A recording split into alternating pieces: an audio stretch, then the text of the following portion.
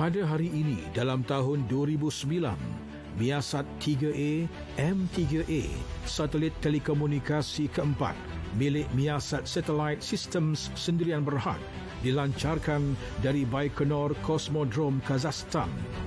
Satelit ini berjaya memasuki ruang angkasa lepas atau orbit selepas 6 jam 25 minit dari detik pelancaran.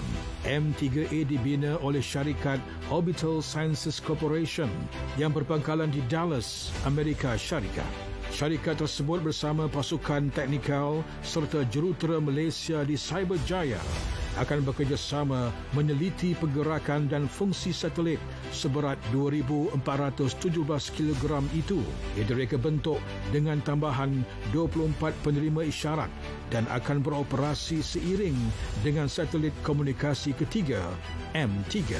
M3A mula berfungsi pada 22 Julai 2009 yang membolehkannya memberi perkhidmatan teknologi maklumat dan komunikasi ICT serta penyiaran dan televisyen berasaskan konsep terus ke rumah DTH.